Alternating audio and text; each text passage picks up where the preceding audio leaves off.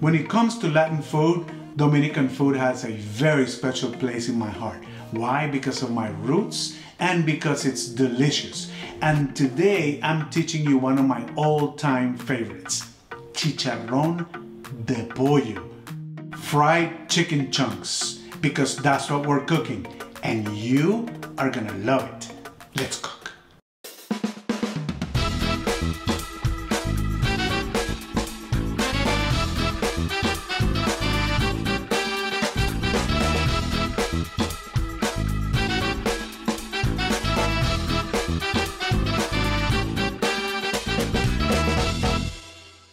My mom is from Dominican Republic and so is my wife. Therefore, I have some serious ties to the DR. And I think food speaks about culture more than anything else. And I've been to the DR maybe 30 or 40 times, and every time that I go, I have to have chicharrón de pollo. In fact, if I feel like eating something else, I order that plus chicharrón de pollo. I am obsessed with this dish, and you'll probably be obsessed too after this one. So what is the difference between fried chicken and chicharrón de pollo, you might ask? Well, for one, the size of the chicken pieces, right? You may take a drumstick and cut it in 2 or 3 pieces, and that alone makes such a big difference because you get a completely different ratio of crispy portion to meat. It is chicharrón. Most restaurants use flour, and in my family they don't like flour too much. Therefore, I'm gonna do it both ways, with flour and without flour. But I think that with flour it's gonna be a little extra crispy. Also, it is important that when you make this dish, you give yourself 4 to 6 hours to be able to marinate the chicken in the spices and sour orange juice, which is not any regular orange juice. It is a bitter or a sour orange. You can use a natural one, or you can buy ready-made Goya. And finally, we are accompanying this with the traditional side dish, tostones or fried green plantains. Oh my God, I cannot wait. Let's cook. So first, let's get organized. The French call this mise en place, and all mise en place is having all the ingredients and the tools that you need right in front of you. Cooking is always about ingredients, time, and temperature, and that is why it's so important to buy great ingredients and pay attention to the time and the temperature of your cooking. So first we'll prep all the ingredients, and normally we would put them on what we call the conga line, which is nothing but the order in which they show up in the recipe. But here all we're doing is a marinade. Mise en place is less stress. Let's prep.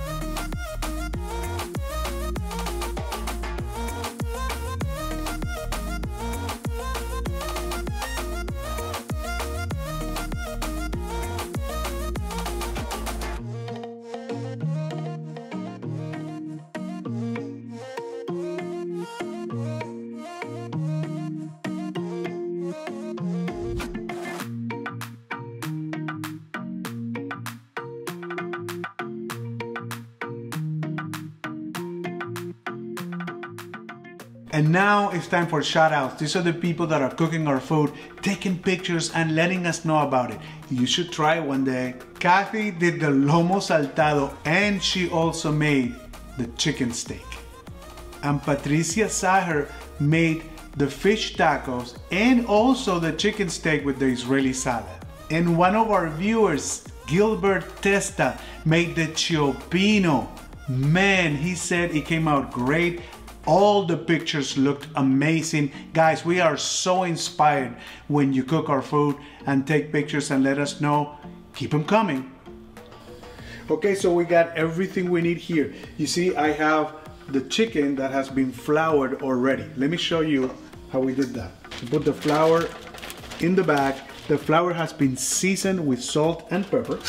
You grab 2 or 3 pieces, throw them in there, close it because you know flour goes all over the place, and then shake it. Just shake it all over. Again, if you don't want to use flour, you don't have to, but most restaurants do, and that's why they are crunchier at a restaurant than at home, but they're gonna taste delicious anyway. You see, you kind of shake the excess flour, comes like that, and that's it. That's how you do it.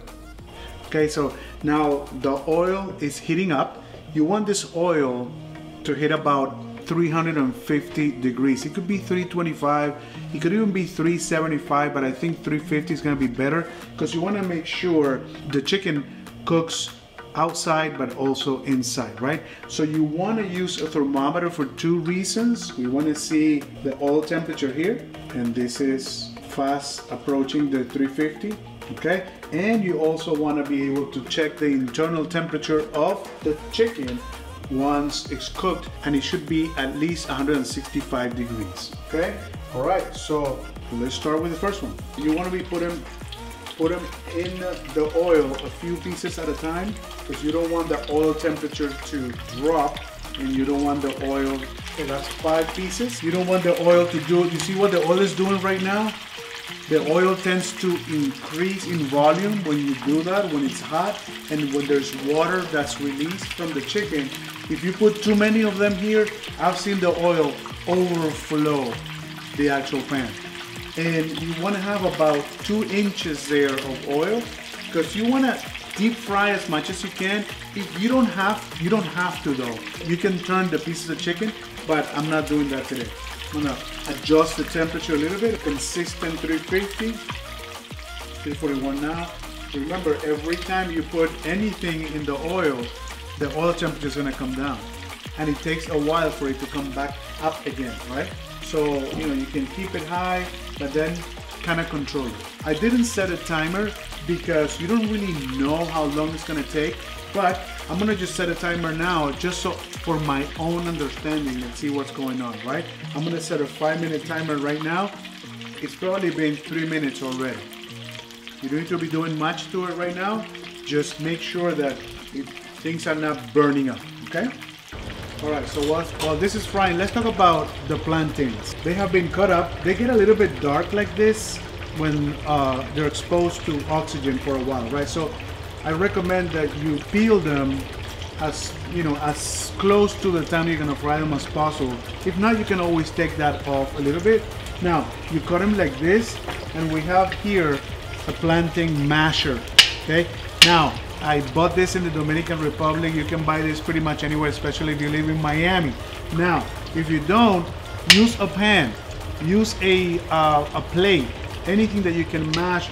You want to cook these things first like this. They're gonna get a little bit yellow all around, maybe for 3 minutes, maybe 4, and then take them all out, and then you mash them to about a 1/4 inch size, and then fry them again, okay? So I'm gonna keep this oil about 300 degrees for the first fry, and then 350 for the second fry. Just try to be a little bit less aggressive for the first fry, because you don't want it to get dark or burn and not be cooked inside, okay? But we're gonna do that when we have our second batch of chicken ready. Let me show the chicken right now. It's starting to get some color. As you can see, this is my 5-minute timer, and I set it probably 3 minutes or maybe 2 minutes into it. So we're gonna, after this, we're gonna all get an idea of how long it's gonna take. In my estimation, it's probably gonna be 8 to 10 minutes, but we can always take it out, check the temperature. If not, put it back in. Okay, it's been about 10 minutes or so. I'm gonna take them out. It's important to use a wire rack like this one and don't put them out on paper towels. You hear that a lot. Put things that are fried on paper towels. Guess what? That makes things soggy, okay? And so avoid that as much as you can. You'd rather have a wire mesh like this one, wire tray. This is 165, okay? Good, 166 or so. So we are pretty done here, okay? Now, I'm gonna use the ones that don't have flour. And see that oil?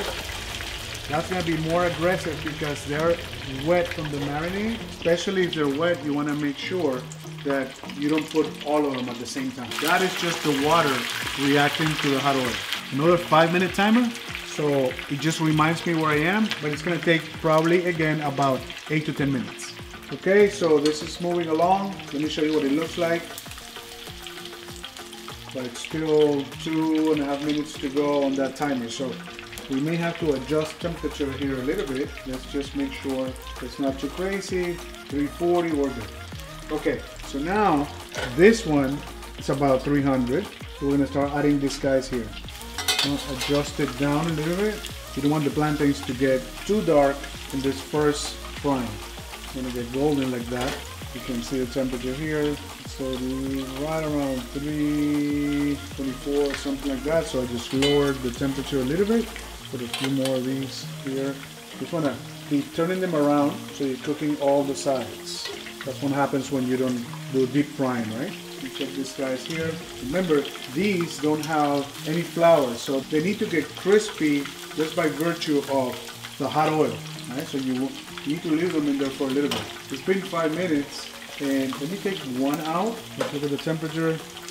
157. It's getting real close. Maybe just put it there for a minute longer, and that's it.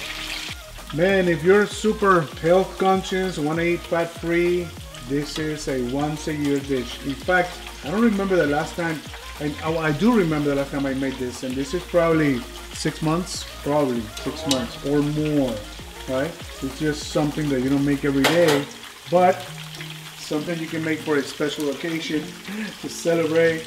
Okay, these guys are ready. Put them to one side here. And I'm gonna add some more of the ones with the flour.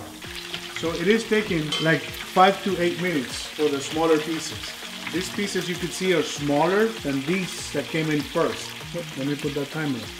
So I wanna take these guys out. It's been like 5 minutes already, right? And we're gonna use the masher. Put it just like here, just like this, and mash to about that size. I've seen some Dominican ladies at the beach when we get this, you know, fried fish and fried plantains like this, do what I'm doing, but she can do, I don't know, maybe 1 per second. It's amazing to watch.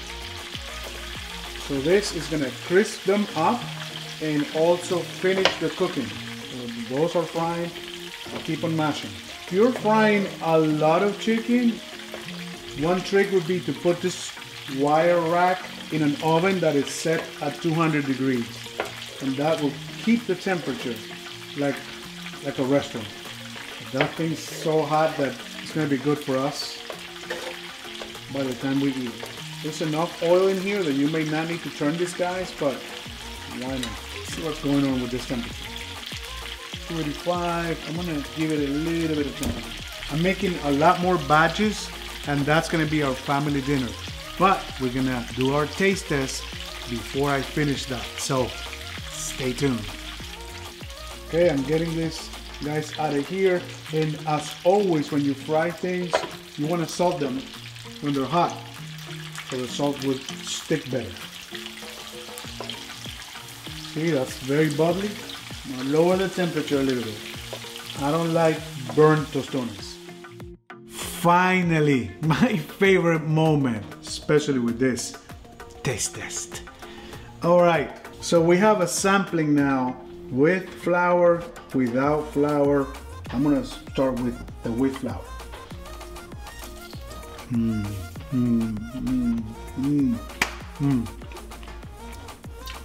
Yummy dance.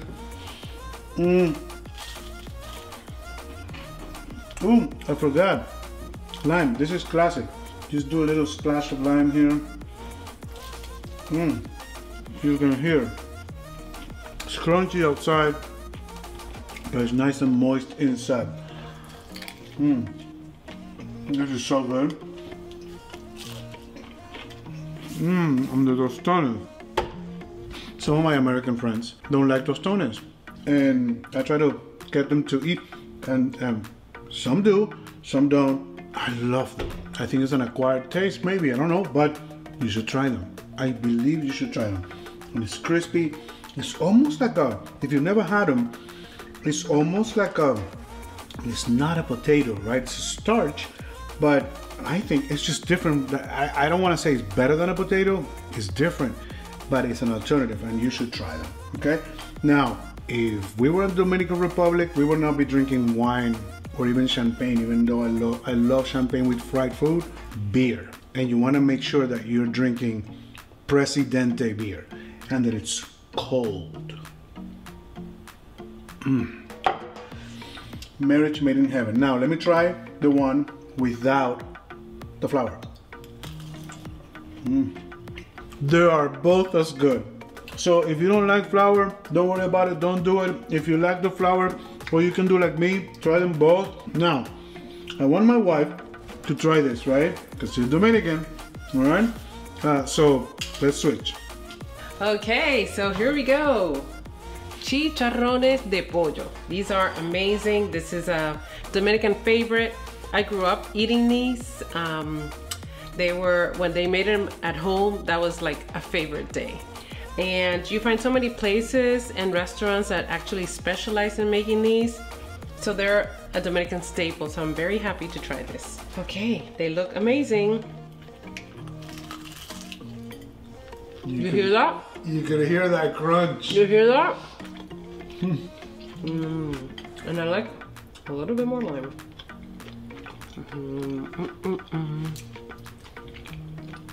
These are good.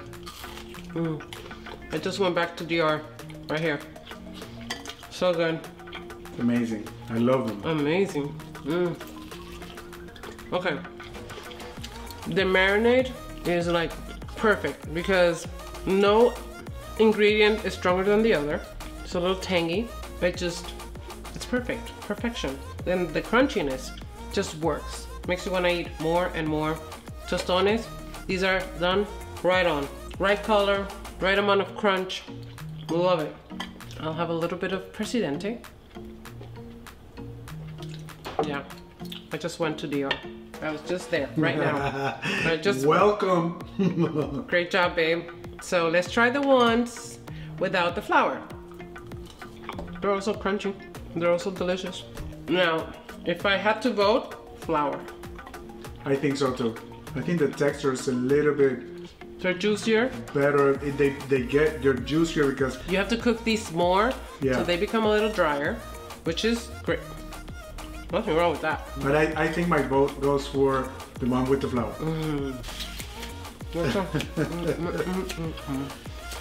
It's Something we do. Home on a plate. Yummy dance, a lot of you are asking like, why don't they do that? Because it's a natural thing people do when they're happy. And food makes you happy. My kids do it. Even people that we invite over when we cook something delicious, you see them, So that's it. So babe, great job. All right. Go to the DR, it's amazing. And go visit us. It's an amazing country full of amazing people. And we are just happy. Happy people, funny, and you will love it. Chicharrones de pollo, go for it. I love the DR. Man, I am so happy right now. Cheers to the DR. I love your food, and chicharrón de pollo is like one of my favorites. But I lie because I say that about most of them, but it's one of my favorites. Anyway, 4 things. Subscribe, hit like, share with your friends, and cook it. Cook it. I bet you haven't cooked this one at home, so try it. You need to try this one. I promise you, Your friends are gonna love this one, and the kids, oh my goodness, this is better than Kentucky Fried Chicken. It is unbelievable. Next show, we're coming from the beach, so since we're gonna go back to the sea, guess what we're doing? Seared scallops. I love them. Come back and see us.